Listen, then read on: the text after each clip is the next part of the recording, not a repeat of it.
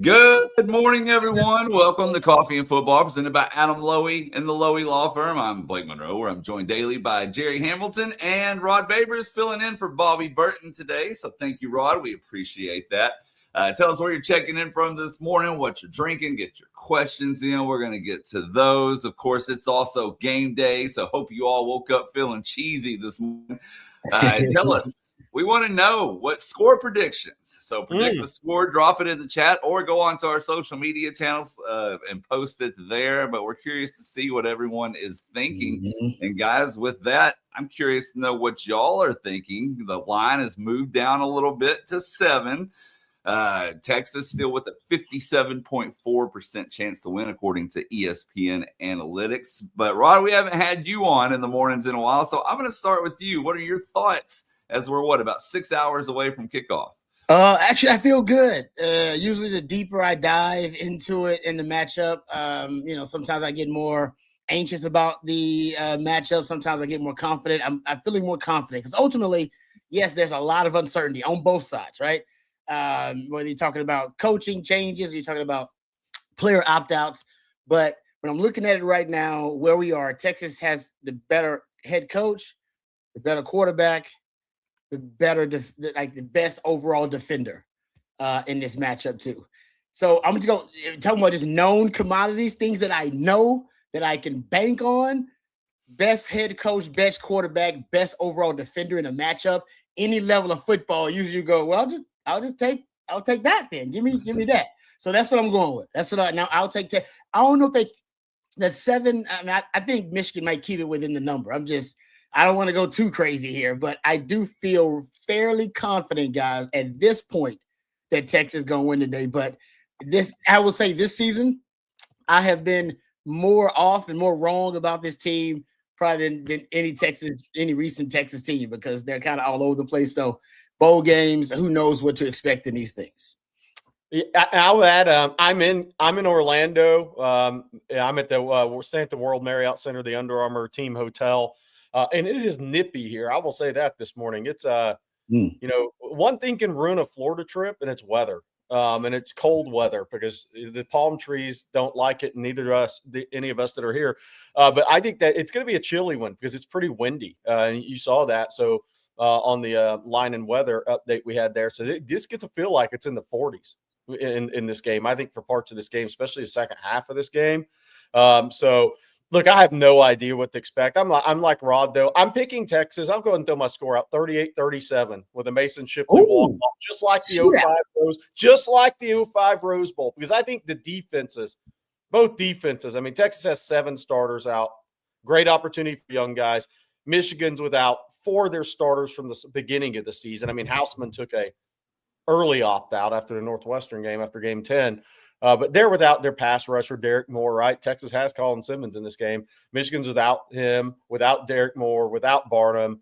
And I'm with Rod. And Michigan has a play caller, and that's his second time calling plays for Michigan. I guess he did last year too at some point. But again, first time play caller, that headset communication with somebody new for Underwood in this game, I think is going to be interesting, where there's going to be more continuity for Arch Manning with Sark and A.J. Milwee there. But I think what's interesting is going to the open media window practices. And you only went on the Texas side, right? We didn't go on the Michigan side. There wasn't a ton of energy, but I do think on game day the energy is going to arrive. I think it's a game day energy arrival. So I went 38-37 with Mason Shipley walk off to end his Texas career. Shootout. Yeah, but I think both defenses. Yeah, I think both defenses have a lot of guys out, and so I think they could be susceptible to big plays in this game. That's a good point. But we'll see. Who knows how this game's going to go? I'm just glad I'm not Lincoln Riley and that burnt ass brisket this morning. He lost to TCU's second string quarterback in overtime. Yeah. They had the number 1 recruiting class, though, so good for them. Yeah. We're going to get into some more Michigan talk here in just a moment. We can look at that game, the game Jerry just referenced, and some more games today. But first, Jerry, I'm going to let you tell everyone about Adam Lowy and the Lowy Law Firm. Yeah, Adam Lowy, the Lowy Law Firm, a great sponsor of On Texas Football. Thank you very much to Adam. His law firm specializes in results for all of his clients, whether it's a tragic car wreck, an accident in the workplace, or any sort of serious catastrophic injury. Adam is who you want to call. That's an absolute in life. Call Adam today at 512-280-0800 or reach him online at loweylawfirm.com for a free consultation. And remember, Adam focuses on results. Thank you again to Adam Lowy and the Lowy Law Firm for being one of the great sponsors of On Texas Football. Appreciate it. Happy New Year. Well, one thing I wanted to do this morning was take a closer look at the quarterbacks, fellas. And I'm going to bring up this graphic here. I mean, we got similar completion percentage numbers. Arch 61.4, Bryce Underwood 61.1. But it's where the touchdowns start to really, big gap. 9 passing touchdowns for Underwood, 24 for Manning. Manning has about 700 more yards. But y'all's thoughts on quarterback play going in today? It's just a different offense, right? We know that Michigan wants to pound the rock. Bryce Underwood's not necessarily a sophisticated passer. It's a rudimentary pass game. I don't fear their passing game, and that's why I think it's a simple game plan for Texas, which is, man, go all out to stop the run by any means necessary. But Arch Manning is in Steve Sarkisian offense, which is a West Coast pro style offense that wants to showcase the QB. And ultimately, you watch Arch Manning go through deep progressions now. We've seen him mature as a passer. I don't know if we've seen Bryce Underwood mature that much. He hasn't had the growth that an Arch Manning has had this season as a passer. And I think ultimately the system itself is just not one that is built on the passing game, producing a lot of big plays. Michigan wants to run the rock. Texas would like to run the rock. They just haven't been able to do it successfully this season. So ultimately this will be, once again, I think a game where Texas is going to be heavily dependent on the passing game. And I'm not going to say they're going to be one-dimensional, but also remember, guys, in 2024 when they beat Michigan, it wasn't the run game that was featured. It was the passing game. Their leading rusher was Ryan Wingo in that reverse.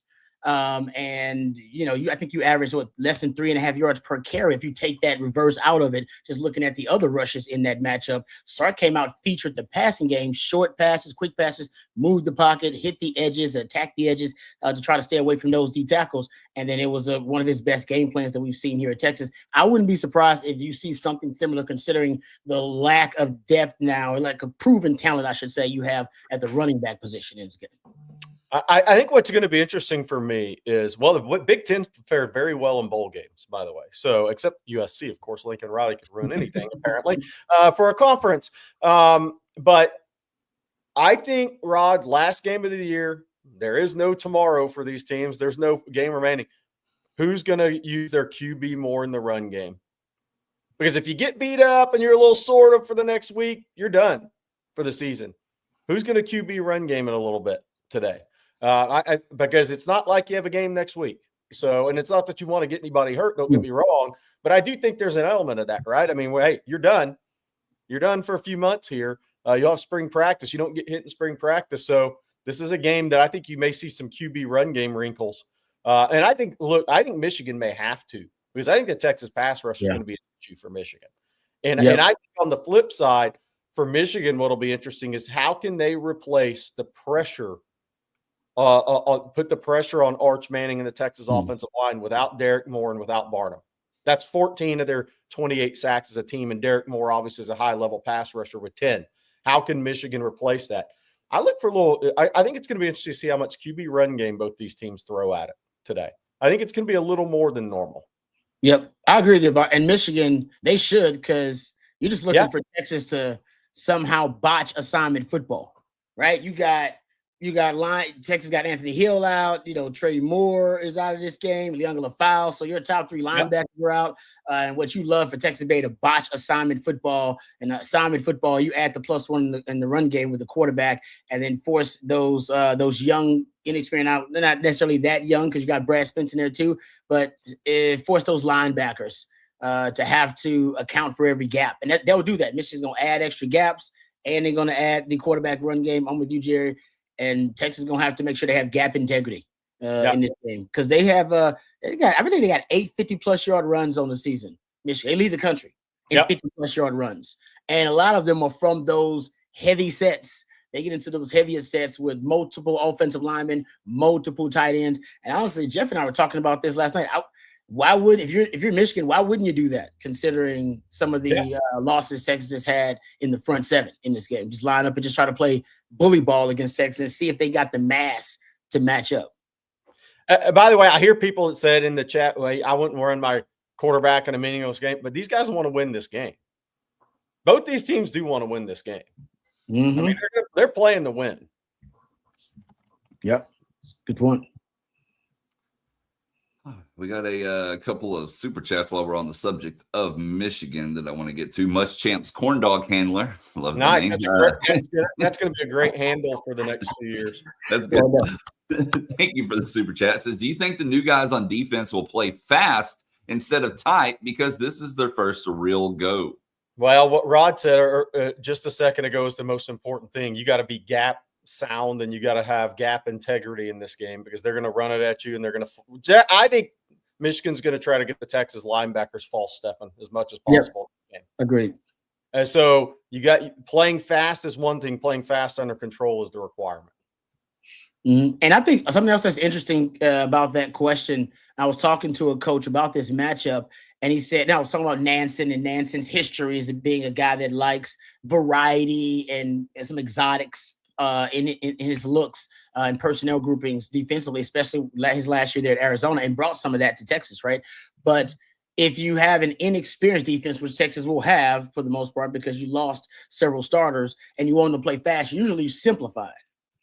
Keep it simple so they can play fast and they can, don't give them a lot to have to diagnose and read. Just, hey, I got one key and everything's fast flow, quick keys. So they might, considering they got a lot of young guys, they may simplify things in this matchup too and decide, no, you know what? We're just going to stack the box. We're not scared of y'all wide receivers. So, yeah, we're going to play a lot of man on the outside and we're going to dare y'all to throw the football because we know y'all don't really want to do it anyway. I think, by the way, I think a big thing in this game, running back ball security on the Texas side too. In this game, it's young guys. Christian Clark's had some experience. His first college start today at running back, assuming he does roll out there with the ones as he was in practice all week. James Simon, Michael Terry's going to get his first action in college. Turnovers in a game like this, young guys touching the football with opt-outs. Look, Michigan on the other side, Justice Hayden's not playing. Jordan Marshall, tremendous running back for them. It's been dealing with injury.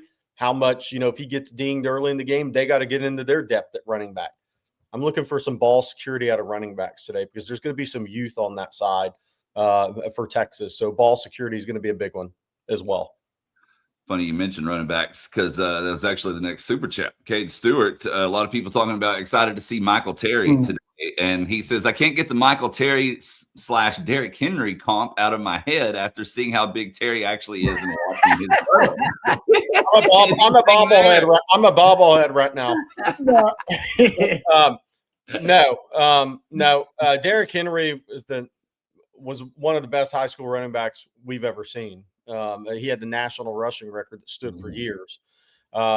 He was a running back his whole life. And I think what's interesting for Michael Terry today is, and I'm not saying Michael Terry can't be a good player, by the way. Derrick Henry's he put it on the board forever at running back. And is still doing it. He's going to wear a gold jacket one day.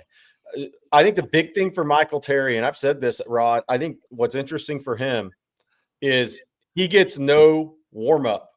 His first carries against the Michigan Wolverines of his career today, or the first time he touches a football. There's no running to daylight versus Sam Houston or UTEP for him.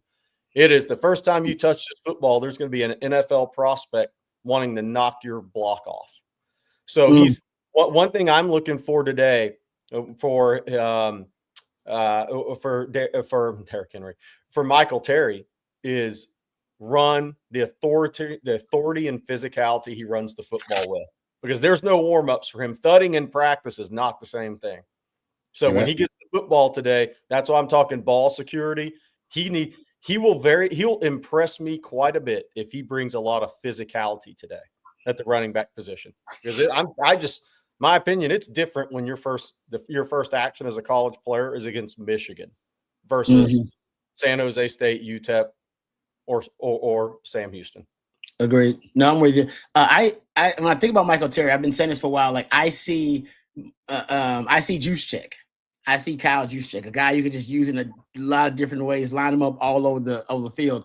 And I'm thinking against Michigan because I remember the 2024 game against Michigan, a lot of empty formation, especially early on the script, which means Sark Likestad against Wink Martindale. In this game, I can't stop thinking about 11 personnel, one back, one tight end, that one running back being Michael Terry, and then shifting to empty formation. And then knowing there's a linebacker on Michigan side matched up against either one of your 3 wide receivers, Michael Terry or Jack Hendricks. And Arch going, all right, I just got to identify whoever that linebacker's covered because that's my advantage. That's my matchup right there. And Wink Martindale likes to bring the blitz. So just thinking about how they could use him in a variety of different ways. Yes, I agree with Jay. You want to see the physicality, but also he's a guy that can be a receiving threat downfield. I think Sark likes that in his running backs. We know he likes that, right? Bijan was that because Bijan was special. Jaden Blue was that. Jaden Blue was special. Michael Terry can be that if he's special. Yeah. A lot of people are asking, and maybe one of y'all know the answer. Is Texas home team today? Or are they wearing white? They wearing burnt orange? Do either of y'all know? That's been a comment, a question in the chat multiple times. I think Michigan's the home team today. Okay. Does that mean they get to choose though? Can't they choose what they want? Yeah. Could they just choose oh no, we're wearing our blue today if they're home, right? Is that how I maybe I understand it wrong? I know you could still my thought process you could still end up in ice spice, but I have no idea what they're in. I don't know. It would be great. I hope people are saying where Texas is wearing the burnt orange. Okay. All right. We'll see what we can figure out. Okay, next up, we need to talk portal, Jerry. We need to get into that a little bit. Of course, you were also at the Under Armour deal yesterday as well. So let's start with some portal talk. What do you have for us? Yeah, look, somebody just said we can bring up that super chat. Will Texas have any interest in Devin McEwen from UTSA? We don't have that answer right now, but that kid is super fast, really good. Great Jeff Traylor evaluation. That kid was out of Jacksonville High. His brother played at TCU. He's a really good football player, really good. Was a 10-6 guy in 100 meters out of high school. As far as McEwen in Texas don't, we haven't heard anything like that. I think the big thing is what positions. I mean, look, January 2nd, that first weekend is going to be a mad rush for schools to get kids on transfers in the portal on campus that first weekend. That's the mad rush. Where in high school recruiting, you want to kind of play the late game most of the time in terms of the official visits. In the portal, that first weekend, everybody's fighting to get the same guys on campus because I think you can go. It's like free agency, Rod. Get them on campus, sign the deal, it's over. You want to be first out of the gate. You want to get these guys on campus. We expect Texas to have official visitors from the portal this weekend. Of course, that opens up the 2nd and runs through the 16th, so it's going to be a wild one. And I think, look, positionally, we're looking at the key positions. I think, obviously, offensive line, 2 or 3 at the guard position, potentially center. We'll see what Connor Robertson does there. Wide receiver, I do think there is an opening there, obviously. Running back, we think the number 1A and maybe 2 backs, I think is needed now with Trey Wisner gone. See what Jack Injuries does, what that final decision is. That could play into it. On the defensive line. By the way, 3rd-string quarterback's also out there, but that could be a little later in the game because KJ Lacey will be your 2 behind Arch. But I think you don't want to, if you have bad injury luck, you don't want to get in the Missouri situation. You want Diabell to get to preserve his red shirt. So that could be something later. But then on the defensive line and over the ball, big player, losing Cole Brevard and Travis Shaw is definitely a need. And I think Texas will fill that need. I think if there's a great edge player out there as a pass rusher, I think that could very well happen. I think 2 linebackers is going to happen. I think 2 or 3 in the secondary will happen. And I think specialists as well. I could see 15, 16 guys out of the portal coming for Texas. Oh, good. How many starters do you think out of that group? For like 6, 7 starters? Yeah, potentially. I mean, you could see a running back. You could see a wide receiver. You could see offensive line, a linebacker or 2, secondary. specialists. Whew. You could get up to 8. Yep. 8 or 9. Feel like that too. As far as high school recruiting, by the way, myself, CJ Vogel, we were at the Under Armour All-American Media Day player check-in yesterday. Easton Royal, we're going to have a 15-minute interview with Easton Royal on the YouTube channel coming up this weekend. Did yesterday. Great kid, committed to Texas for all the right reasons. It's going to be a battle. Lane Kiffin's in his DMs daily, telling him it's about to be great at LSU. Tennessee, Miami, he'll visit those places along with Texas. It's recruiting. It shouldn't be easy. If it's ever easy to get a 10-3 guy, he probably has terrible hands, and I don't think that's the case here. So it'll be a battle, but Easton Royal will be back. The date's now out from these kids yesterday. January 17th will be the Texas Junior Day. Talked to Nicholas Robertson, who's playing in this game. He's going to work out at both guard and center. Texas is talking to him about playing center. And I think that he played center this year effectively at Klein High School. He played a little bit all over the place. He played some center and some tackle. But I think Texas really liked what they saw to Nicholas Robertson at center. He checked in at 6'4", 341 yesterday. He's actually down. He was 350 during the season. He cut out McDonald's. I think we all do that. We lose 10 pounds, right? He wants to be down to 325 pounds. Then getting to that 325 range. He's excited about potentially playing center. We'll have an interview with him, as well as Peyton Miller, the junior center guard prospect from Anna, who I think Texas probably leads for.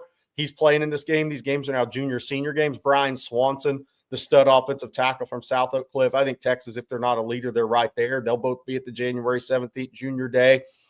Swanson, tremendous out of South Oak Cliff, was the first offensive lineman in this cycle Texas offered, by the way, way back in June 1st of 2024.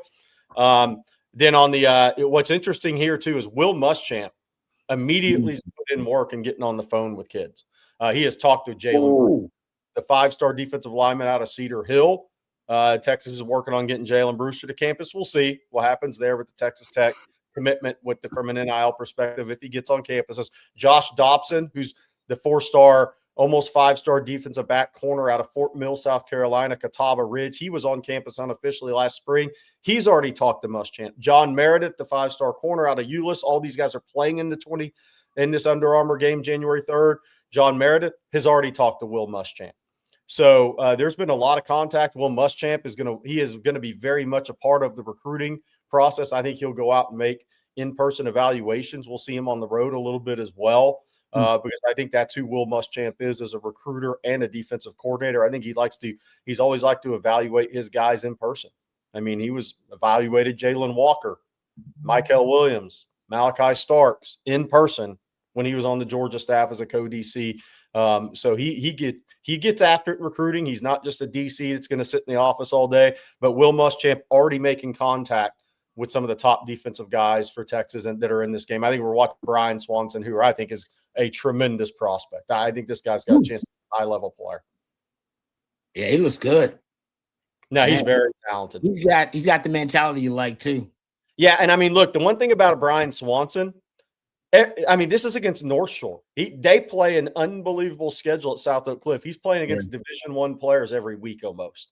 There's no cupcakes. There's always a cupcake, but the tape these guys put out, they're playing against high-level teams. Duncanville right there, playing against Duncanville. So anytime you see Brian Swanson handling people, they're normally a really good player, talented athlete. Wow. A little bit more on the Under Armour deal because we have a super chat here from Rocky P. And Jerry, I'll put that list up after I ask you this. But he says, Jerry, who was the most impressive recruit you saw yesterday? Who was the most surprising? Also, Joe Z is waiting on his breakfast. Yeah, Joe Z. That's a funny photo, whoever photoshopped that and made that on OnTexasFootball.com. If you're not on OnTexasFootball.com, the back and forth is hilarious. The photos, the AI-generated photos, top shelf stuff from the OTF community there. Again, these are the guys. Look, most impressive. By the way, Richard Wesley's not playing. He may come out. A lot of times these guys that they play their senior season, maybe the college doesn't want them to play. Maybe their agent doesn't want them to play. Maybe the kid's a little banged up after a season. He doesn't want to take a risk in a game. But so Richard Wesley not here yesterday. Look, DJ Jacobs, who just committed to Ohio State, his dad's a Georgia legacy. And despite He's a 27, 5-star edge. Despite committing to Ohio State, he's still taking all his visits. He was on campus for the Texas A&M game. I don't think Texas is really going to be a factor there currently. I think it's more of Georgia, Ohio State, and Miami. He is super impressive physically, super duper impressive physically, and where that kid can go. He really stood out to me. A lot of tremendous looking offensive linemen yesterday. First practice is tonight. So just so you guys know, I'll ask me this question again tomorrow. And I'll be able to see these guys run around and practice up close tonight on the sidelines. So the day is, we have the Texas tailgate coming up at 11 Central Time. We have the watch with us at 2 p.m. for the game. Rod, myself, Jeff Howell will be on. I go immediately from there to Disney Wide World of Sports for the first Under Armour practice. It's under the lights right before New Year's. By the way, happy New Year's Eve to everybody. So I'll be out there to watch those guys. I will have reports, kind of my thoughts on some of the questions you guys are asking from the Under Armour first practice as well. So it's a full day. It's a great day, and we're excited to be here. Nice. Well, we are going to get to more of y'all's questions. We're going to talk some more Michigan, all that fun stuff. So let's jump into a super chat from Perry. Perry wants to know, will Muschamp chest bump anybody today? Not unless it's going to be in Tampa. He is not here. He was going to take in 1 day of practice, and he did take in that 1 day of practice Monday. But his son is on the Vanderbilt team, and I believe they're playing today. And I think he went from Orlando to Vanderbilt. And so his son Whit is a backup quarterback, one of the backup quarterbacks. And so I think he's down at the Relia Quest Bowl with Carol, his wife, and supporting his son today. Good insight. Hey, it's not that far a drive. Who knows? Maybe he shows up. But I think the plan was to observe one more practice. Yep. I bet that's it. Some tells me he doesn't want to be like the distraction. And then, on the sideline, that kind of thing. There's going to be enough distractions in this game from a TV. Exactly. No, one of the things that I can't wait to see, and I don't know if it's true or not. I mean, if it's going to happen. Have y'all seen because Jeff pointed out to me the Biff Poggi sideline attire that he used to wear as the head coach at Charlotte with the cutoff sleeves, like the athletic tee with the cutoff sleeves. Oh man, I'm hoping that he wears that. I hope he's in game mode and wears that. I hope he's not trying to fancy it up just because he's on the sideline representing Michigan. I hope he goes with his true self, like he was in that Charlotte. That'd be great. I'd love it. There you go. Oh yeah, it's a little chilly for that, but that's true. It's a little cold for it. Damn it! Come on, should warm up a little bit. But at this point, I mean, how many more? I mean, you can do whatever at Michigan, and you still look good at this point. That's fair. Anything you do is still better than what it was in the last 3 weeks. I want to see it, but you're right. It might be too cold for that, so you got to wrap up. That's not good mojo for Biff. It's bad mojo. D. Warren says not cold in Florida. I don't know, man. Depends on if you like 45-degree weather. Who knows? Maybe Biff likes to get nippy. It's all good. He did wear that in Charlotte. He gets all 4 seasons there. Well, before we move on, guys, I need to tell everyone this morning about our friends at AG1. AG1 is a daily health drink that combines your multivitamin, pre and probiotics, superfoods, and antioxidants into one simple green scoop. And with the new year here, a lot of people are looking for small, realistic ways to feel better, have more energy, and stay consistent. AG1 makes that easy. New Year's resolutions always start strong, but once life speeds back up with work, travel, family schedules, whatever it may be, routines can fall apart. AG1 is built for consistency. Just one scoop first thing in the morning helps fill common nutrient gaps and support gut health even on the busiest days. And AG1 Next Gen has more vitamins and minerals than ever before. It fits seamlessly into a daily routine. Plus, there's multiple flavors now. They have original, citrus, berry, and tropical. I actually had the berry this morning, so sticking with it doesn't really feel like a chore because you're going to have all those choices. If you're looking for a simple way to kick off a new year, new you reset, AG1 has their best offer ever right now. When you go to drinkag1.com/ontexas, you're going to get the welcome kit, a morning person hat, a bottle of vitamin D3 plus K2, an AG1 flavor sampler, and you'll even get to try their new sleep supplement, AGZ, for free. That's drinkag1.com/ontexas for that $126 in free gifts for new subscribers. It's an easy win for starting the year off on the right foot. Got the berry right here. Travel packs are a lifesaver. Blake, you're looking slim and trim these days, man. Whatever these products are working for you now. They're working well, Jerry. You got a long way to go, though. What do you want to be, 155 pounds? No. I'm too tall for that. Well, you be looking like Quinn Snyder on the sidelines of an NBA game. All right. How about you tell us about Vaughn Lane, Jerry? What is Vaughn Lane? It's travel that works as hard as you do. How about that? Whether you're heading to a conference, a client meeting, or an important presentation, you know how you travel definitely matters. Vaughn Lane offers a premium, stress-free alternative to flying or driving, built for people who value their time. Each Vaughn Lane coach features just 22 spacious seats, complimentary Wi-Fi, snacks, beverages, and hot towel service on every trip on select routes. You also enjoy complimentary meal service, making the journey as comfortable as the destination. And one of the recent customers of Vaughn Lane says this was one of the best traveling experiences I've ever had, and I've had many. I don't think I'll ever drive myself again. The host was better than any flight attendant I've ever had. Great service, great amenities, and an incredibly comfortable ride. With Starlink internet rolling out across the fleet, Vaughn Lane's complimentary Wi-Fi is becoming even faster and more reliable, perfect for staying connected while on the move. Where can you go on a Vaughn Lane bus? Well, it's growing too. Austin, Dallas, Houston, San Antonio, Fort Worth, Plano, the Woodlands, Nashville, Memphis, Atlanta, and Knoxville. You can also charter your own Vaughn Lane and design a fully customized trip for your group, from pickup location to final drop-off. That sounds fun for the Tennessee game next year, by the way. Learn more and book at vaughnlane.com. First-time users can enter that. This is a change. OTF26, not 25, OTF26 at checkout for $20 off their first trip. What is Vaughn Lane? It's a private jet on wheels. That's all you need to know. That's right. Nice. Appreciate that. Appreciate Vaughn Lane. And appreciate these super chats because we got more of them this morning. Jeff Carey wants to know, some analysts are using bowl games to compare conferences. Does this have any merit with all the changes? That's a tough one, Rod, because so many people opt out. There's such an unknown in these bowl games. But at the end of the day, everybody has players opting out. So right now you tip your cap to the Big Ten, who's 6-1. By far the best record of the majors in bowl games. So we'd be nuts if we don't look at that and say, did we underrate some of the depth of that league somewhat this year? Everybody has opt-outs. They're still winning games. Yeah, they've always used bowl games to compare conferences. I just think now it has,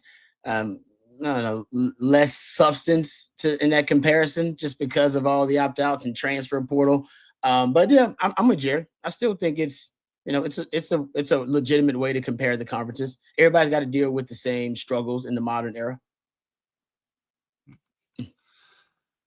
By the way, college football playoff tonight. We haven't talked about that, but we have Miami, Ohio State tonight in the 3 games, quarterfinal games. Miami, Ohio State tonight, ringing the new year shortly after that one. Then tomorrow, obviously, Alabama, Oregon, Josie's Ducks. Hello, Josie, versus Texas Tech. Alabama, Indiana, Ole Miss, Georgia. So all your quarterfinal games after Texas tonight. If you're in a New Year's Eve party, I'm sure you'll be turning on, watching the Miami, Ohio State game with some friends and buddies. But Rod, you got any thoughts on these games?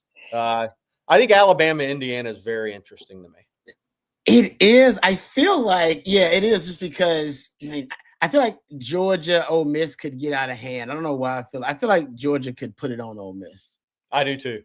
I feel that's one of the only ones I feel like I don't like that matchup for Ole Miss. The rest of them, I think they're interesting cases to be made. Some jokes about USOB. But the Tech, I can't wait to watch Tech versus Oregon. Actually, I think of all of them, that's the one I'm kind of most excited about. Is the Tech Oregon one. Yeah, I can't wait to see what this Tech, how far this Tech experiment goes.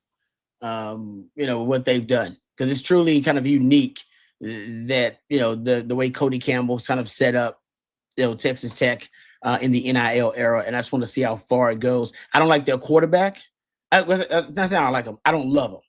right. And I if I'm Oregon, I'm pretty much going to force him to try to beat me. I think that will be the Oregon game plan going forward. So I'm picking Oregon, but I think that matchup intrigues me the most. I mean, think about the battle. You're talking about Phil Knight and Cody Campbell too.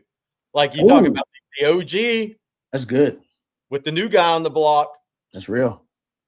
Yeah. Mm-hmm. That to your point, Rod. There's a lot with that as well. Yeah. Look, I think this is let's say Indiana. If you're Indiana, you want Texas Tech to beat Oregon, and I just say that because the history of having to beat a really good team twice, even though Indiana did win on the road, Oregon would be super duper hyped for that game against you. That's an easy game to get a team up for. Not that you need it in the semifinal of college football playoff, but if I'm Indiana, I'd probably rather see Tech than Oregon. So Miami, I'll tell you this, being in Orlando all week for the last few days, Miami fans are awfully confident. They are. I wouldn't be that confident. I wouldn't be that confident with Carson Beck, but they're very confident. They are. I think it's because they believe they saw Indiana get pressure on Ohio State, and the Miami fan base, anybody I've talked to down here believes they're going to get after Julian Sayin, and that their secondary can hold up. We'll see. The whole key for me in that game, Ohio State's not going to let Mark Fletcher beat them like A&M did. That's not going to happen. So can Carson Beck beat Ohio State? Because that's what's going to have to happen in that game for me. Carson Beck is going to have to beat Ohio State at the quarterback position. Because Miami's not, and I respect Miami's offensive line. Don't get me wrong. I'm not saying they won't have any success, but Ohio State's not going to. Mark Fletcher's not going to run for 100 yards in the fourth quarter like he did against A&M. They're not going to allow that to happen. Carson Beck's going to have to beat them. Put y'all on the spot here. Who do y'all have in the national championship? Oh, that is on the spot. I haven't even thought about it. I think Georgia's getting hot at the right time. I hate to say it. I didn't like them at the beginning of the year, but damn, I feel like it's kind of wide open. Yeah, it's exactly what Kirby wants. Yeah, I think the winner of the Ohio State Georgia game is going to win the national championship. There you go. Yeah, I feel like Georgia right now, man. I feel like I want to take Georgia, and like I said, it's just about who's getting hot at the right time, and they are trending. They are, man. So I'm gonna take Georgia to be one of the teams. The other one, yeah. Josie has Oregon versus Georgia, of course. Of course he does. Yeah, that would be an easy one. That would be, yeah. I hate not to believe in Indiana. I mean, what else does Signetti got to do? What else does he have to do? Because I mean, he's done everything that everybody's questioned him over and over again, and he keeps answering answering the bell. I don't. Yeah. It's just the talent overall. Like I know they're not the most talented team in this group. They're definitely probably the most right now seem like one of the most well-coached teams among these groups. But that's what I worry about with Indiana. Do the Oregon talent advantage, hell, even Alabama's, does it come back to bite them at one point? When? Well, we talked about Miami, Ohio State. We've talked about Michigan, Texas. There's a few other games, I guess I should say, today, beginning at 11 with Iowa versus Vanderbilt, and then Arizona State and Duke, and then Nebraska and Utah. Of course, Michigan and Texas in there as well, followed by Miami and Ohio State, as Jerry said. I was going to make it tough on Pavi, you know that, defensively. So that game will be interesting. Pavi needs to back up his rough Heisman weekend. He's lost a lot of fan base after that nationally. That's true. People calling him out. So it's actually a pretty interesting game for him today. Bobby Hurley is the basketball coach at Arizona State. They're taking on Duke, and not basketball, but No Sam Levitt for Arizona State, obviously. You almost like Duke in that game because of the quarterback, but we'll see. Nebraska, Utah. Rayola's gone. Whittingham's gone. I mean, these games are so like. Yeah, I wouldn't touch these. I wouldn't touch the lines on these games with a 10-foot pole. I wouldn't touch them. I wouldn't go near them. If you're betting these games, man, God bless you. You got some stones. Hey, question off of that game. Tyler Hastings has a question I want to answer. Yeah. Will we bring in Muschamp's son as the backup third string? It would be third string quarterback. No, he likes it at Vanderbilt, and I hear he's going to stay at Vanderbilt and complete his degree there. Well, we have a few more super chats that have come in this morning. Let's take this one from Terrence. He says, Blake, Jerry, Rod, who's the player or players in today's game that you're the most excited about? It's a bunch of them. Cade Phillips for me. Mm-hmm. Andrew Marsh has had a great freshman season. Those guys know each other.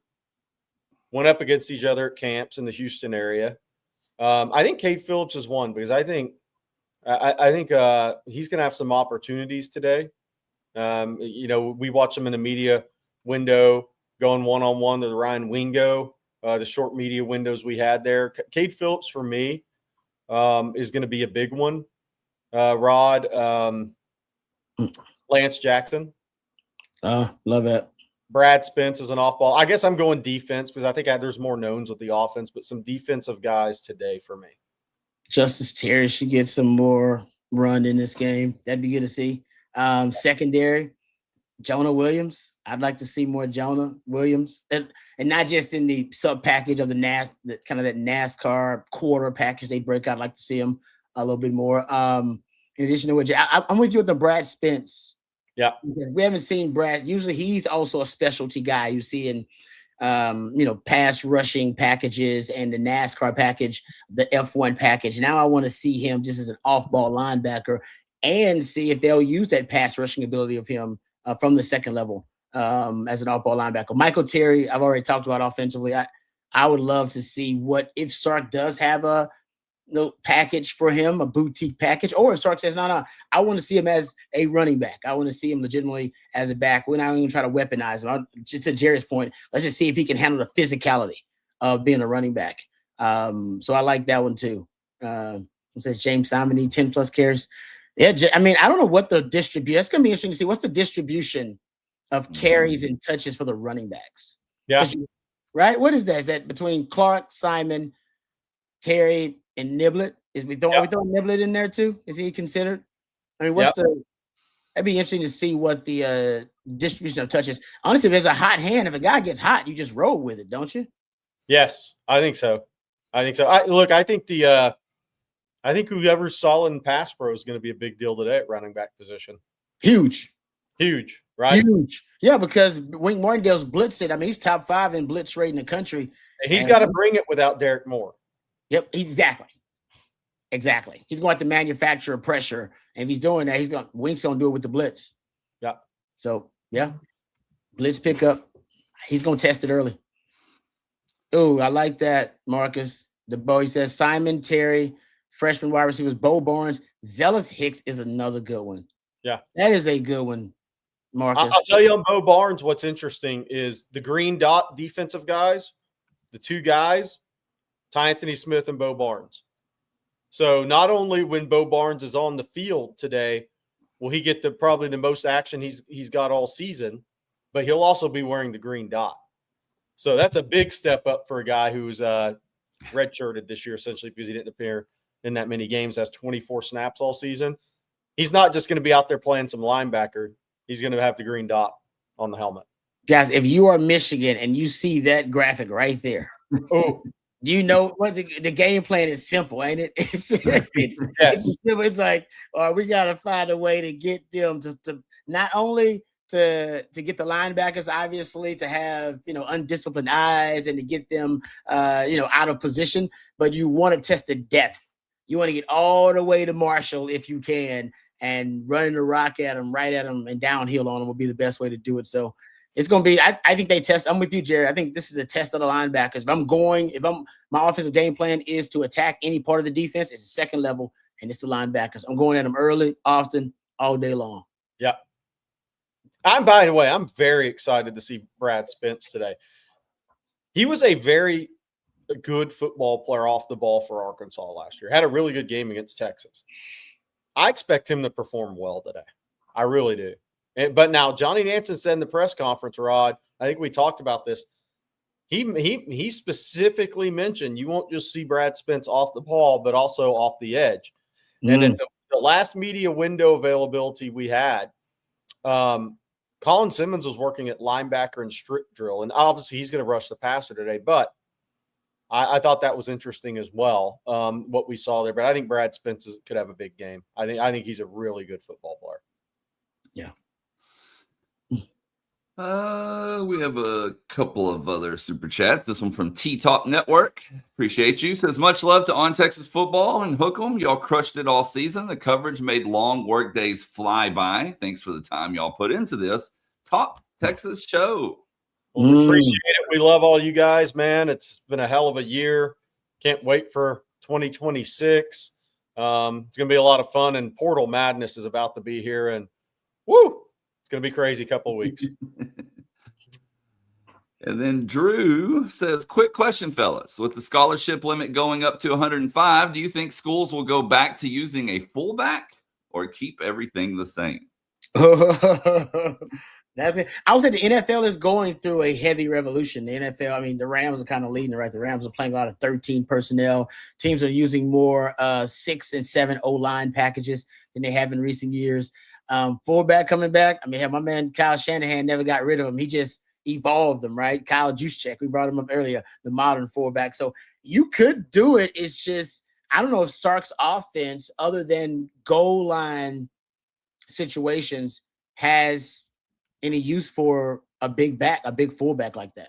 Like y'all can think any other time. I would love to see Sark implement more 21 personnel. When he was with Rojo and Bijan, there were times where basically Rojo would be the de facto fullback in a run concept. It was just 21 personnel. So I don't know if Sark's. I don't think Sark's gonna ever do it to go traditional old school fullback. Antoine, we're going to bring up Antoine's quote. Antoine, thanks for all the questions all the time and all the recruiting stuff. I met Antoine at a McDonald's Pasadena Invitational Basketball Tournament this year. So Sarkisian threw on the new 105-man scholarship roster camp. You can go to 105 now. I don't get more money. I just get more watered-down version. I don't know if we'll ever get to 105. I think that's an important part of this equation. Look, one of the things I'm a proponent of, Rod, and I've said this before and people kind of laugh at it, but I would like to see Texas go get 3-4 international kids and see if you can hit a couple of home runs every year. Every year, go get some international kids who are very talented athletes who are learning the game of football, and see if you can hit a couple of home runs there, because they're going to be more about development. They're not going to, and they're going to be okay with that, taking that time to develop. They can be really quality players in your 2-spotting practices. I would go take really talented athletes like that are new to the game of football, want to be a part of the game of football. And those guys are popping up everywhere. We've had Brandon Collier on the show, who obviously helped get Hero to do over, and a number of other guys. I was texting with him the other day, and he said more kids internationally want to play football than ever before. I would like to see Texas tap into that a little bit. If you build out to 95 or 100 scholarships, take 3 or 4 of those type of guys every year.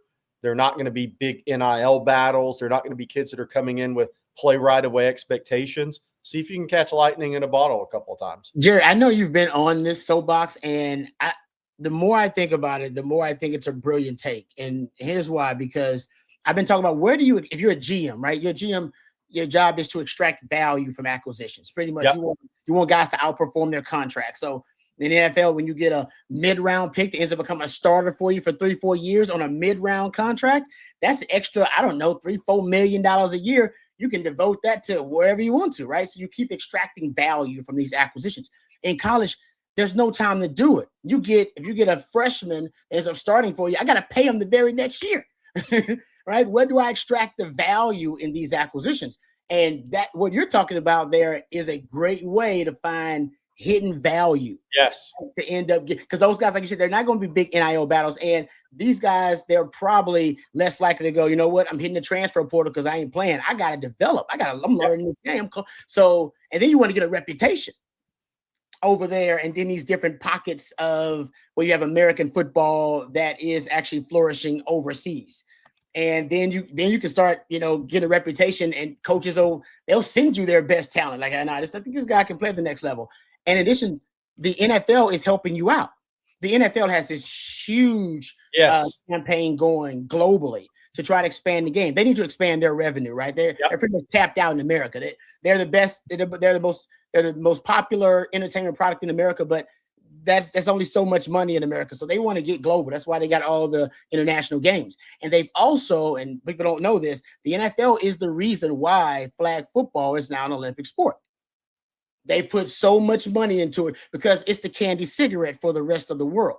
Yeah. Right. You can get little kids playing it overseas. They start playing it overseas, and then sooner or later they get introduced to American football and they want to play it more. It's also for young ladies so that moms will like football in the future when young girls become mothers. But that's a different discussion. This discussion is about the NFL playing the seeds for you, Jerry.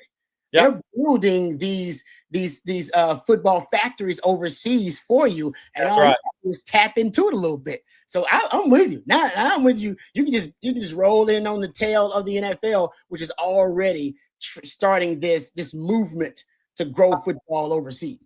I said this: if there's 22 guys in that program in Europe or overseas that never played college football that the NFL signed, how many are out there that you could take in college level that are in that program that you could develop and try to catch lightning in a bottle?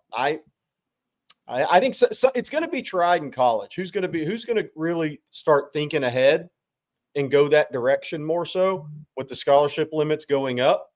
It'll be interesting to see. Somebody's going to do it. I would love, because I think Texas get the high end athletes to develop at the University of Texas. The high end guys who maybe aren't quite good enough for the NFL, right? The NFL will take that run at, but they have no college experience, but are kind of learning the game.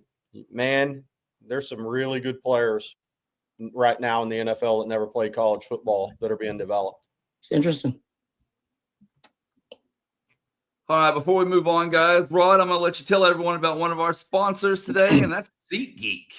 Oh, I love my friends over at SeatGeek, and you will as well. They are the most trusted ticketing source and ticketing app in the world with more than 35 million downloads. They're the #1 rated ticketing app, no matter what your ticket needs may be. Maybe it's a concert you're trying to get to, maybe a festival you're trying to get to, maybe it is a college football playoff game, could be the NFL playoffs, could be college football games in 2026, the big time games, even the World Cup that's coming up. You can get those tickets also at SeatGeek. Folks, they have it all. That's why you love SeatGeek. And also, they're helping you. We talked about value early on in this program. They're going to help you find the best value. Each ticket is rated on a scale from 1 to 10. So you know you're getting a good deal. You look for the green dots. Green means good. Red means bad. Every ticket is backed by their buyer guarantee. So you know you're getting a great deal. And all you have to do, if you're an OTF fan, use the code OTF10. That's OTF10. And you'll get 10% off your next set of tickets with SeatGeek. That's 10% off any tickets with the promo code OTF10. Make sure you click the link in the description to download the app and have the code automatically added to your account so you can use it later. Thank you to our friends over at SeatGeek for sponsoring on Texas Football. And I'm going to tell everyone this morning about Prize Picks, because we make decisions daily. But on Prize Picks, being right can get you paid. And it's simple. You just pick more or less on 2 to 6 player stat projections. If you get your picks right, you cash in. You can win up to 2,000 times your money. And it's the best way to get in on the sports action in more than 40 states, including California, Florida, Georgia, and right here in the great state of Texas. And the quarterfinals start tonight for the college football playoffs. So I locked in Bama quarterback Ty Simpson and Texas Tech quarterback Baron Morton to have at least a passing touchdown. along with Georgia running back Nate Frazier to have more than 60.5 rushing yards. Of course, they have more than college football. They have college basketball, NBA, NFL, NHL, whatever your thing may be. Prize Picks has it. So go make your own picks in less than 60 seconds. Turn your sports opinions into real money. Download the Prize Picks app today. Use code ONTexas. They're going to hook you up with $50 in lineups after you play your first $5 lineup. Again, that's code ONTexas to get $50 in lineups after you play your first $5 lineup. And that's Prize Picks, where it's good to be right. And one other before we got Tony the Tycoon. Update with Hills, baby, in the show today. In just a moment, but first, a word from Advanced Pain Care. Pros know the pain stops here. Physical therapy helps me as an athlete then and now. And do I still need therapy? Yes. And Advanced Pain Care helps with that. Injuries will stack up. They'll add up. You can't let those injuries get you down, and Advanced Pain Care has been very helpful for me. We can help with whatever's got you down, from nerve damage to our spinal cord stimulator. Pain is inevitable. Suffering is optional. Same-day appointments available. Advanced Pain Care. The pain stops here. Pros know. Forgot the loop was on. My apologies. With that said, good morning, Tony. Hey, I see we got the man himself on the show. First of all, let me acknowledge everybody, man. Hey, Black man, wonderful seeing you, man. Jerry, what up, though? He ain't come with the hoodie today. But I need that hoodie in Orlando. It's cold. I'm telling you, but we got Mr. Pump It Up himself on the show, man. What's happening, man? It's an honor and a privilege, man, to be on here with you, brother. What's happening, Rod B? Now, happy holidays, man. How was your holidays? Good? Oh, man, for us, it's still going, brother. We celebrate Hanukkah, so, the kids love that. They you got 8 days of this thing, so they like, oh, yeah, hey, Dad, so we get a present today too, right? And every day going forward? We good, man. How many pairs of basketball shoes can you give your kid, right? Man, listen, he hit me up today. He's like, Dad, I know you gave us a budget. You said we said for the scooter budget, right? I was like, yeah. He's like, how much is that? I was like 125, 130. That's where y'all at. Like, all right, cool. Hit me back later. He's like, instead of the scooter, here's 3 pairs of shoes. I like all of them. You pick one. Nice. Love it. Hey, Tony, I have a feeling this game's right up your alley today. You know what Michigan's going to try to do against Texas. Yep. Can Texas stop that run with 7 defensive starters out, a lot of youth behind the starting backers? What do you see today in this game? Because you know what Michigan's about to try to do. Yeah, I mean, I get it. Listen, I believe, well, let me first start by saying this. This whole thing is an anomaly to me, right? Like, not having your starters in the game. Like, we've had opt-outs before, but usually that was, like, in our time, that was like high draft picks. It's not worth getting hurt, and you're going to go, you already know where you're going. First, second round, it's a wrap. It's already locked in pretty much, right? So those guys are not playing. Like, like a Vince Young wouldn't need to play in the Alamo Bowl. You know what I mean? Like, we're not doing that, right? But in this case, man, it's an anomaly for a couple of reasons. The narrative, right? You got what's going on at Michigan and coaching changes and scandals and all types of stuff. And then you got guys opting out on that side. At Texas, we got guys leaving, left and right. We've let go of some coaches. We brought another coach in that had, so we're filling that part out. And then you got young guys coming in. So to be perfectly honest, what I'm going to go for is I got to go off of the coaching and the culture. That's all I can go off of. And if you look at it from a standpoint of who has that advantage, that's going to be Texas. Now, they're going to go out here and they're going to try to play physical football, I believe, both sides. But I don't think it's going to be about physicality in this game, Jerry. And I know that's crazy being an offensive lineman. What I actually think what it's going to be about is the team that just literally makes the less mistakes with the limited amount of offense and defensive schemes that they're going to run because you've got all of these new people in there, right? So, but here's the flip side. I think it's going to make for some pretty exciting football because all of the cats that's in this game, they want to be in this game. Yeah. Like they want to shine. You know what I mean? Because here's the thing, and everybody has their the old cats are like, oh, I miss the old days of college football. The newer cats are like, hey man, this is great. Here's what I like, right? Because I'm an optimist. I like the fact that this is literally set up like a team that's not going to the playoffs, but you got to put your best effort forward. One, because you're getting paid, and two, it's a resume game. Mhm. A resume game. For any of these cats that may stay or may look to go somewhere else, everybody's going to be watching you, right? So they want to see how you perform when essentially you have quote unquote nothing to play for. So I'm excited about this game. I got Texas 31-20 in it though. Oh, I like that. But I like your resume. I like the resume game take. And also I was talking to Oak about it, Alex Oak, and he's like, oh, this is trial for Muschamp too. Don't think it ain't. Yes, it is. That Muschamp's like, no, I need to, we're gonna need to know who's gonna show that intensity in this game, who's gonna be compatible with his style of defense. Absolutely. Yeah, agreed. Because he don't play, man. He don't play. And for those that don't know who Muschamp is, you're gonna find out. People ask, does Muschamp still have it? Like those guys, people like that never lose it.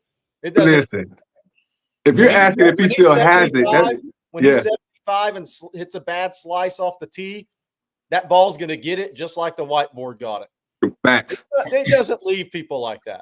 Facts. Listen, and that right there, that last part that you said, it doesn't leave people. You're asking if he still got it. I'm like, well, when did it ever leave? Like, when did it ever leave? Like you heard Kirby talking about it when he was over there at Georgia. Like, hey, he was a pivotal part of what we did, man. We love what he was able to bring to the table. And the part that I heard, that I don't know if many people heard, is that it was hard for him. What was hard for him? Not really being in a solidified role. Yes, I want to help. Yes, I know the value that you guys have for me. But look, man, God dang it, I'm a coach and I need to be out here doing what I do. So to be able to put him in that situation to where he's, head honcho on the opposite side of the ball, man, I can only, and then you got to think about this. Think about all the experience he has now versus when he started at Texas. And look how good Texas was when he was there. So I'm looking at all of this from a different angle, man. I'm looking at it from an experience standpoint, a wiser standpoint. This passion and the bravado that this guy coaches with, man. Like I am high up on who Muschamp is as a coach.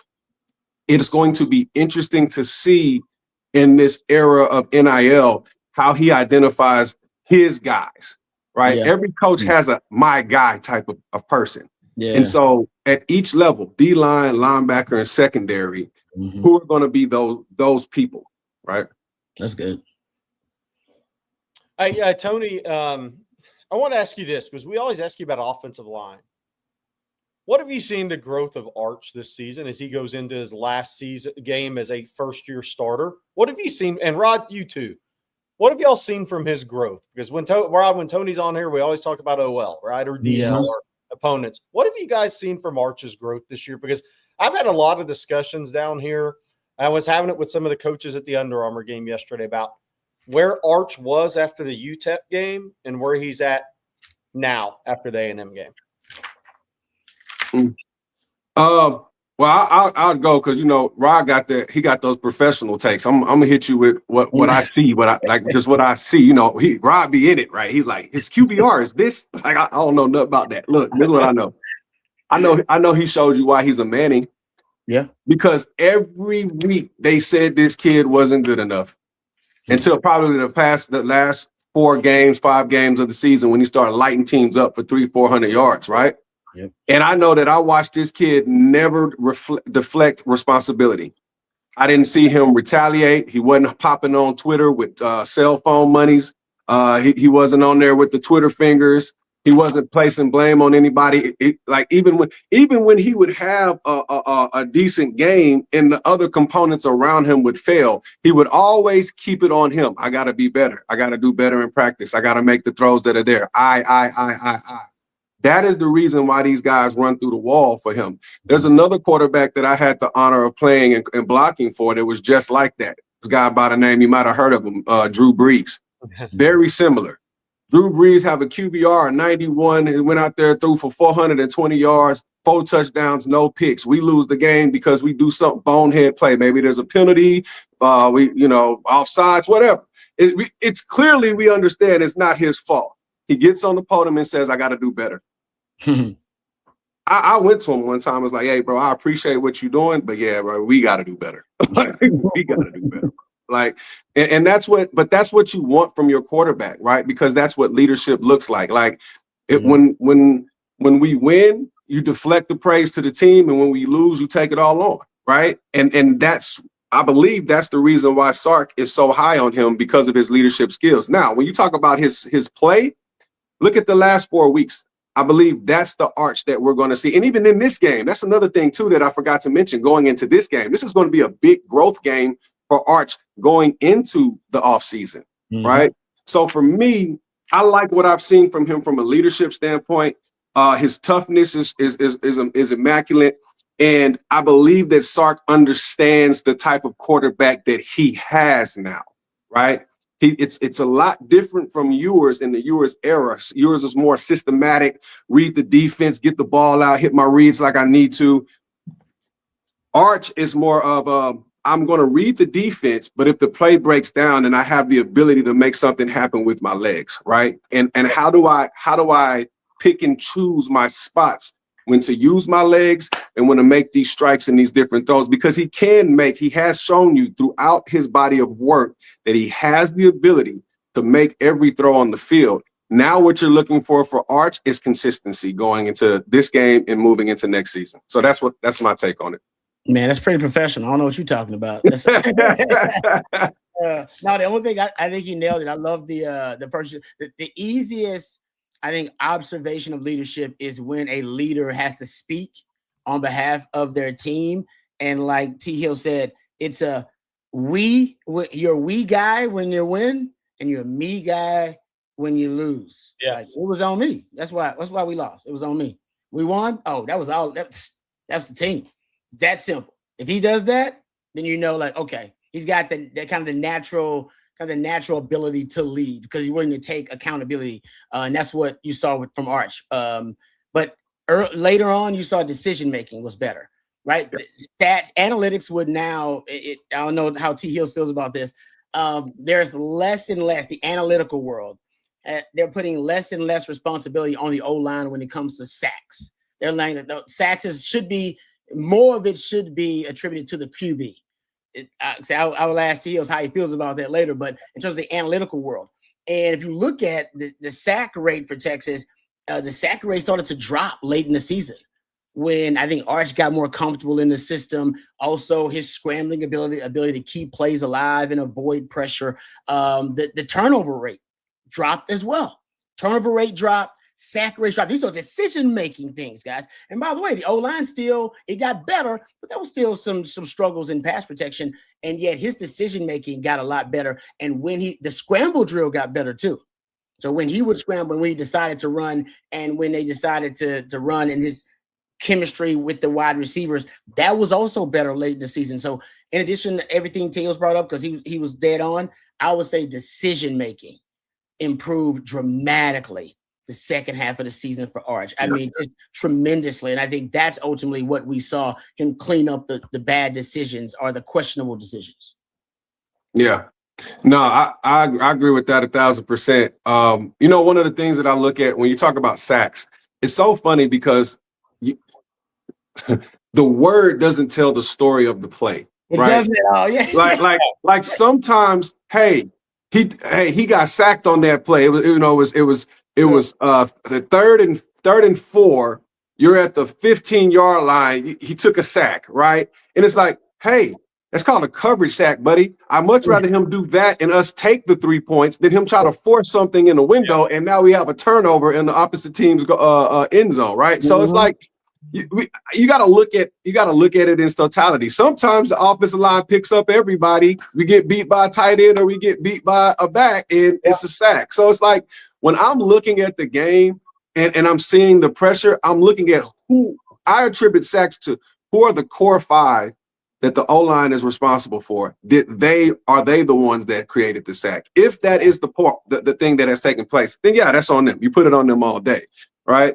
But I believe, like, look, at the end of the day, your point about decision making, when you got a quarterback that can get the ball out or can escape pressure, the sack numbers drop, right? Sometimes the quarterback makes linemen look better than they actually are too. So it's a team thing. It's not just, attributed to the front five. But I will say this, man. I'm looking forward to what you talked about as it pertains to Arch and seeing how free he plays this game. Mm-hmm. I think that's the thing that I've been seeing. No, I know that's the thing that I've been seeing from Arch these last few weeks. Man, he's playing free, man. He's having fun. He's out there flexing, dancing. That's the Arch that we like to see. Mm-hmm. That's the Arch that I want to see moving forward at his time at the University of Texas. I like that. All right, Tony Hills, thank you very much for joining us today as Hump Day with Hills. Or hey, man. Church with Tony on Wednesdays, whatever the fans want to call it. But thanks to you. Thanks for everything this season. You know what show I think you and Rod may need to do? Are we ever going to see true offensive line continuity again in college football because of the transfer portal? Mm. That may be a show. A little off-season show for us. I don't know. Just a thought I just had. But Tony, thanks for everything. Best oatmeal. His wife makes the best oatmeal cream pie I've ever had. Texas OU. That thing was a true winner. I had to take a sugar crash nap after that thing, but it was appreciate you, brother. Thanks for being a friend too, Tony. Right. Thank you, guys, man. Appreciate you guys, man. Enjoy this last day before we go into the next one, man. And for everybody that's watching, I'll say this: don't let the last year be the same year, man. Don't let the last year be the same year, man. Life and time is short. Spend it with those that you love. And if you have a vision or a dream or anything, it's not too late to get going. A lot of times people think about not doing things because of age. They think they're too old. They think opportunities are too late. And what I've come to realize is that, you suffer more in your imagination than you do in true outside events. So you might be overthinking stuff. So going into this year, just be all in. That's the word for me this year, man. Be all in on whatever it is that you want to do in life, and be all in on whatever vision that you have, whether that's with your family, whether that's with your business, whether that's in helping your company scale, whatever that looks like for you, be all in. And to everybody on this show, man, thank y'all. Blake, man, like Blake, Rod, Jerry, Bobby, everybody, Jeff, everybody, CJ, like y'all dedicate the number one asset that is the least thought about, but the most important, and that's time for everybody to be able to watch and hear you guys. And I watch all the other shows as well. That's just how good you guys are, man. I actually take time out of my day and say, man, I want to know what Rod is talking about, or what is Jerry talking about, or Jeff, or CJ, or Bobby. So I can only imagine from the hundreds of thousands of subscribers that this show has, that they are saying the same thing. So on behalf of all of us that watch y'all, thank y'all for what y'all do, man. And for life, always understand that no matter where you are in the world, OU still sucks. Love. Thank you. Later. Appreciate it. That was a great message. That's Trench Church right there. You don't get better than that. Man, free motivation for the year. That's good stuff. Tony always bringing it. Man, I'm hyped now. I'm gonna go work out after this. Try to follow up and bring it, right, Rod? Yeah, that is. I mean, I'm ready to go play. I'm ready to go play in the Cheez-It Citrus Bowl myself now. Damn. All right, Jerry, why don't you tell us about Adam Lowy one last time, please, sir? I'm going to try to bring it like Tony Hills on this. The Lowy Law Firm specializes in results for all of his clients. Whether you're a left tackle, whether you're Adam Lowy, he's going to get results, whether it's a tragic car wreck, an accident in the workplace, or any sort of serious catastrophic injury. Adam is who you want to call. Call Adam today at 512-280-0800 or reach him online at loweylawfirm.com for a free consultation. And remember, like Tony Hills at left tackle, Adam focuses on results. He's going to keep that quarterback healthy. Again, Lowy Law Firm, 512-280-0800. Thank you very much to Adam Lowy and the Lowy Law Firm for being a great sponsor of On Texas Football. We got some super chats. Then we got a couple of other questions. Rod, hey, just go coach our DBs, says Mike. They're in good hands because Muschamp is a DB by trade, so they'll be in good hands. But if they need me, I'm cheap. I'll tell them that. I told CDC that too. I said, hey, just so you know, I will give the university a hell of a discount on DB coaching. All right, just so you know, throwing it out there. Justin Daniels, thank you for your super chat. Andrew Marsh and Sanook Hines, greater than French and Terry. Jerry. Well, Chinook Hines was really talented kid in high school teammate of Nick Townsend. Texas looked at him multiple times. I think he wanted to get away and do something different. Texas never really made a big push. I loved Chinook Hines in high school because he would play wide out. He'd be physical at the safety position. He factored in to special teams. I think he was running in the 10-5 range. Oh, yeah. Yeah, I mean, he's a really good football player. Had 2 tremendous games in the season in the last month. Obviously, last night had 6 for 163. But a guy who I think is going to play on Sundays. That's one. When I went to Decaney, every time I walked away and I thought Nick Townsend and Chinook Hines, if they do it right, they'll play football. Will be a career for them. And speaking of Terry, Dax Kelm says today will be a legendary tale of 2 Terrys, Justice and Michael. Look on. Oh, I like that. The tale of 2 Terrys. That would be a hell of a storyline if that ends up being. I agree with you about Justice Terry, though. I mean, I think he's going to be one of those guys Muschamp loves. Muschamp's going to love that guy. Can play multiple gaps, athletic freak. You can move around. And I'm a big Michael Terry fan. I've told you guys, I visualize him in empty formation, making plays in this game. I'm going to call my shot. Hey, by the way, Blake, we need to tell people again our schedule for today. Yeah, I was actually going to get to that here in a second because Dave actually wanted to know. So go ahead, Jerry. 11 a.m. Central will be our Texas, our tailgate pregame show. And we'll also kind of do that as state of the program today. That'll be at 11 a.m. So less than an hour and a half. 2 p.m. for Watch With Us, Aaron Hogan, myself, Rod Babers, Jeff Howe. We'll all be on that. Rod, Bobby post-game. I'm not sure if Brian Robeson's on post-game today. Then we'll have several wrap-up stories from the game. After the game, I head right to Under Armour All-America practice under the lights. The first practice is under the lights. It'll be chilly practice under the lights, but I'll be reporting from that today as well. We're going to have a big day, a lot of fun. Love it. Yes. Alex Nelson. If Texas wins, I'll probably do it on the balcony of this hotel, but I will pour the Cheez-Its on my head if Texas wins. I'll end up feeding the pigeons. I was going to say, it's going to be a mess everywhere, too. They'll have a Cheez-It day. Don't do it in the hotel room. Do it outside. Not the room. It'll be on the balcony. That's they'll be charging that credit card on file if you do it in the room. Rocky P. That's not mine, so maybe I'll do it in the room. Well, then, yeah, go ahead. Rocky P says, I hope Sark opens his circle of trust this game. We get to see French and Lockett show what they can do. No DeAndre Moore, so there is room. I mean, they were in second team when we were out there for the open media practices. How much you'll see them in this game, I don't know. I think you'll see more Dalen McCutcheon. He was running with the ones in this game, and Livingston was in with the twos, which makes sense. Obviously, McCutcheon was the backup to DeAndre Moore. I think you're going to see more Dalen McCutcheon today for sure. How much you see those guys, I mean, French and Lockett, I think will depend on how the game goes. And Muschamp's corn dog handler with another super chat. Thank you again. My biggest issue with the Texas all-in for 26 is the lack of movement. The offensive staff. Muschamp's corn dog handler is not sold on Flood or Jackson. Wow. We'll see. I mean, both those guys turned down NFL opportunities last year. I will tell the people that. It's not like these guys aren't in demand. So we'll see what happens after the season. And Bevo's revenge with the super chat. Only one Texas portal. Do we get the spring game back?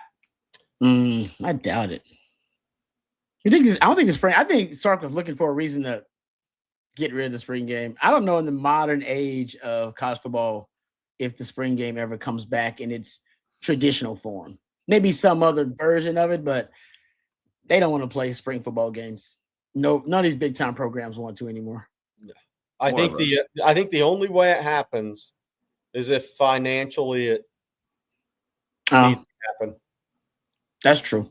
There's incentive. But you're right, Rod. If it's just up to head coaches and staffs, I don't think they do it. But I think if it financially makes sense for these universities, I think you'll see spring games. Arrow Kid says nothing free can last. Probably more of a appreciation day than spring game, I bet, is what we get. Okay. Yeah, you're right about that. Autographs. Yep. All that stuff. You're right. So, fun. Waiting in line forever. Let's see here. We'll take a couple more. MJF wants to know, hey, what are your OTF related New Year's resolutions for 2026? Mine's easy, man. Mine is easy. I actually started it this way. I've started fasting again. I got away from it, and good for you. The mirror told me it was time to get serious again. Football season's tough when you're on the road, though. It's really tough. That's a different type of discipline. And then the summer, with travel and things. But I'm going to get more strict with the fasting 2 or 3 days a week, 24 hours a day. That is good. I'm going to get back into that run. Rod, what you got?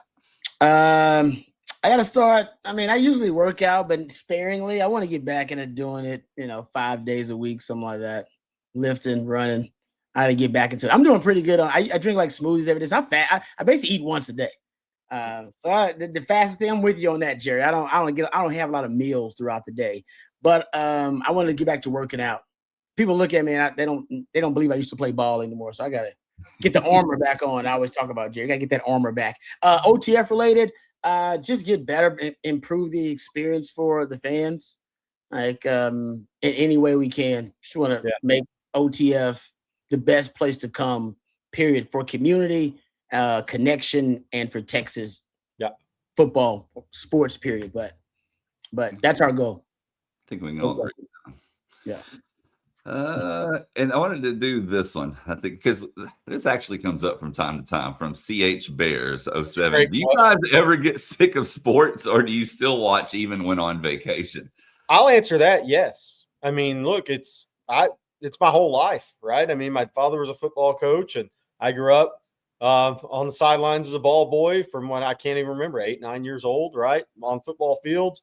It's literally been my life. So the answer, honestly, is I'm always going to be genuine. Yes. There are times where, look, I don't watch much NFL. I mean, I do football 6 days a week here, recruiting, whatnot, doing the shows, and I don't watch much NFL. It's not that I don't like it. It's just like, it's going to be my day off from football. So NFL's kind of been my back seat for many years being in this business. So the answer to that is yes, absolutely. I don't watch as much as I used to. And part of that is I feel like I'm falling into kind of what my kid does, right? Or so kids do. You can go to YouTube and watch the condensed games. Mm-hmm. Right. So instead of saying, okay, I'm going to carve out 3 hours to watch this college football game or this college basketball game, I can maybe you can TiVo it or whatever, DVR it, and come back and watch it quickly, or you can go watch the condensed highlights and see what you want to see out of that game. So I think that's given opportunity to have more time management around sports for me. Wants to watch The Bachelor on vacation. Well, Bravo's good TV. I'm not gonna lie. It was quality time too. Got quality time with your significant other, whoever that smart is. TV. It's smart TV. There you go. I would say I just watch NFL in college mostly. Every other sport, I'm just a periphery fan on the periphery. Like I don't really get into the NBA that much and Major League Baseball. I know what's kind of going on, but I can't give you a deep dive analysis. But NFL and college, they're pretty much my addictions. I just love the sport of football. And I was an NFL guy before I was a college football. I'm now more of a college football fan than I've ever been in my life. Yeah, me too. And by the way, on NBA, because people know, look, I love hoops. I was a hooper. I didn't watch an NBA game except maybe a couple of times KD in the playoffs or Golden State, because they just had how basketball is supposed to, was the best basketball I've ever seen offensively. I didn't watch NBA game. I didn't go to an NBA game in person for 2 decades probably, or close to it, until my son got into it. And he brought me back into it. So we go to like 10 games a year. But without him getting into it, I wouldn't even watch much NBA. And it's not that I don't appreciate it. I think in person, these pro sports are unbelievable. The athletes in an NBA game in person are unbelievable to truly watch. TV doesn't do it justice.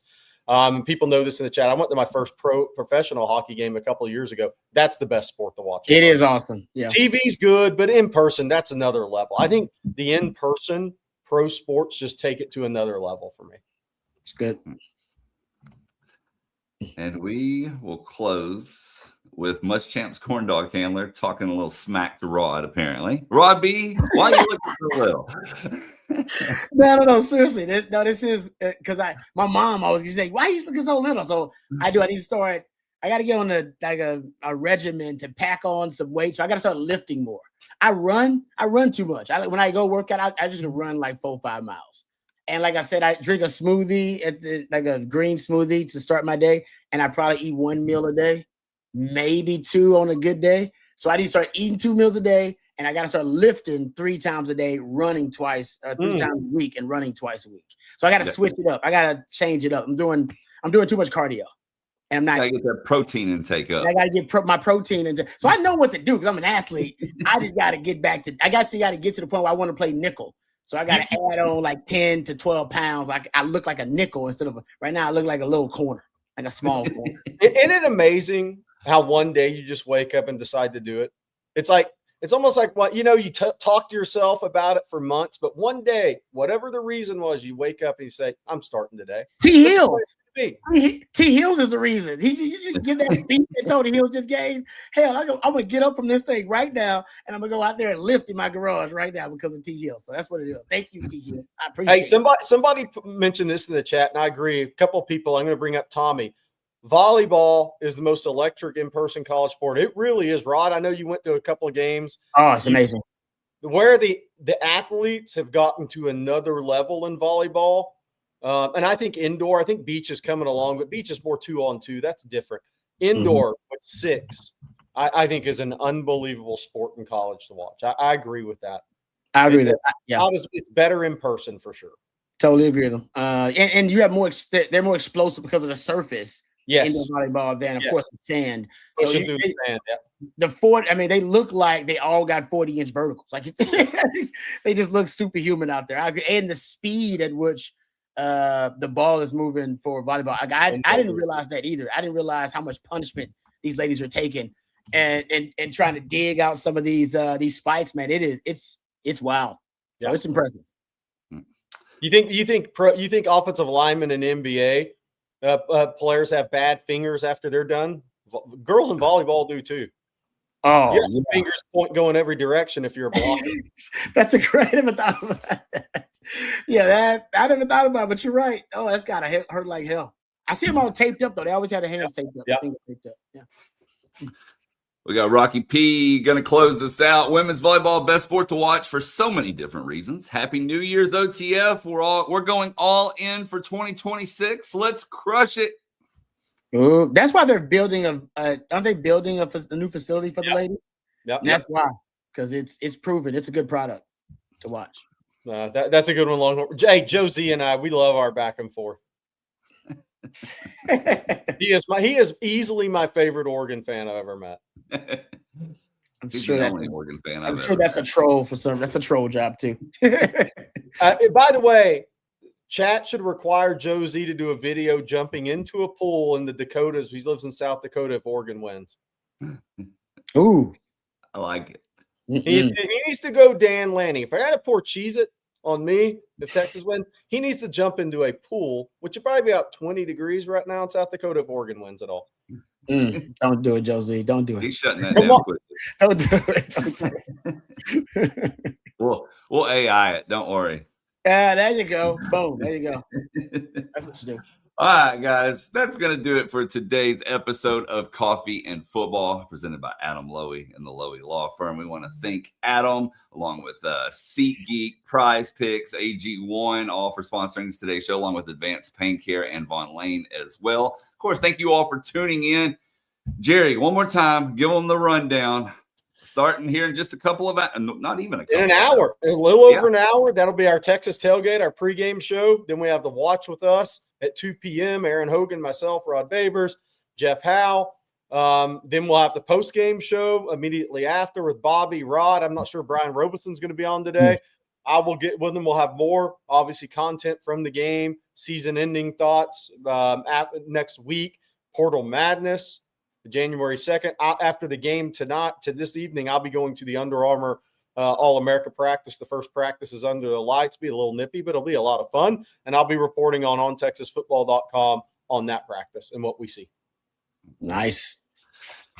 And don't forget to hit that like and subscribe button, ring the bell so you're notified anytime we go live, post content, whatever it may be. And between that and on TexasFootball.com, we will have you covered around the clock with your Longhorns news. We hope you have an outstanding day today. Of course, we'll be back tomorrow morning. So for Rod Babers and Jerry Hamilton, I'm Blake Monroe, and we'll see you